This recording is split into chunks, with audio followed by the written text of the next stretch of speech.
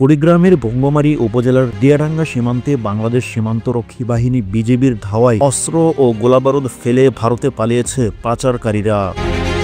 শনিবার 15 মার্চ বিষয়টি নিশ্চিত করে কুড়িগ্রাম 22 বিজিবির অধিনায়ক লেফটেন্যান্ট কর্নেল মাহবুব উল হক। এর আগে শুক্রবার 14 মার্চ রাত 12টার দিকে উপজেলার পাথরডুবি ইউনিয়নের দিয়াডাঙ্গা বিওপির আওতাধীন পিলার 985/3S এর কাছ থেকে এই অস্ত্র ও গোলাবারুদ উদ্ধার করা হয়।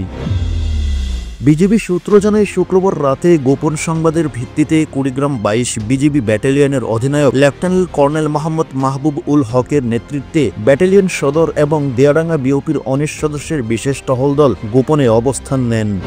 এ সময় কিছু ব্যক্তিকে ভারত হতে বাংলাদেশের অভ্যন্তরে আসতে দেখে এবং তাদের আচরণবিধি সন্দেহ হওয়ায় টহল দল তাদের আটকের জন্য ধাওয়া দেয়।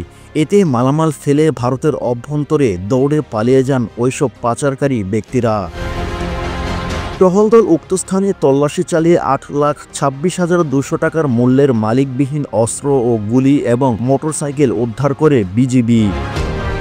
জব্দ করা অস্ত্র ও মালামালের মধ্যে রয়েছে 5টি ভারতীয় গান, একটি পিস্টন অ্যাসেম্বলি, 33,100 পিস সীসাগুলি এবং একটি মোটরসাইকেল। এ বিষয়ে কুড়িগ্রাম ব্যাটালিয়ন 22 বিজিবি এর অধিনায়ক লেফটেন্যান্ট কর্নেল মোহাম্মদ মাহবুব উল হক জানান, সীমান্তে সব ধরনের চোরাচালান ও অস্ত্র পাচার রোধে বিজিবি তৎপর রয়েছে। ইতিমধ্যে প্রতিটি বিওপির সীমান্তে এলাকায় টহল জোরদার করা হয়।